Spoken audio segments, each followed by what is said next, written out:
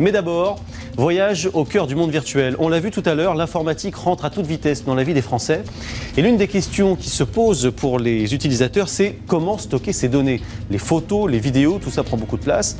L'une des solutions, c'est d'avoir ce qu'on appelle un cloud, un nuage en français. Alors en quoi ça consiste exactement ce nuage informatique et est-ce que c'est bien sécurisé? Réponse de Fabrice Collaro et Sylvain Rollin. Les informaticiens appellent cela le cloud computing, en français le stockage dans le nuage. Et derrière ce terme obscur, il y a une application très utile pour chacun d'entre nous. Jusqu'à présent, on enregistrait ses données personnelles, par exemple ses photos, dans la mémoire de son ordinateur. Désormais, on peut les stocker sur un serveur situé à distance.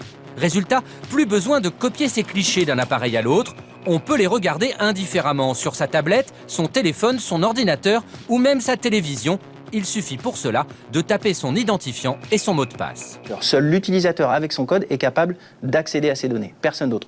Un peu comme lorsque vous avez un système de paiement, carte bancaire, c'est un petit peu comme si vous donniez ou non votre code secret à quelqu'un d'autre. Et bien, vous avez exactement le même niveau de sécurité aujourd'hui que sur ce type de paiement.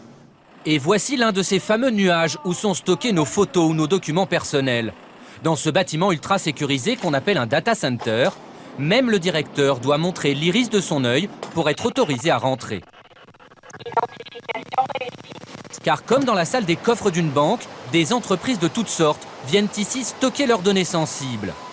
Des milliers d'armoires fermées à clé et pour certaines protégées par des grillages métalliques qui abritent les serveurs de banques, d'opérateurs internet ou d'entreprises du cloud computing.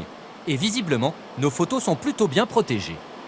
Et ici, nous sommes vraiment au cœur névralgique de la surveillance de la sécurité physique des serveurs, où vous voyez derrière moi un rapport des 300 caméras qu'il peut y avoir sur le site, un rapport de la sécurité incendie, et de comment marchent tous nos équipements qui sont derrière pour que tout ça puisse fonctionner. Stocker ses photos ou sa musique dans le nuage, c'est donc aussi sécurisé que d'envoyer des emails. Mais rassurez-vous, cela n'empêche pas non plus de les sauvegarder comme avant dans la mémoire de son ordinateur.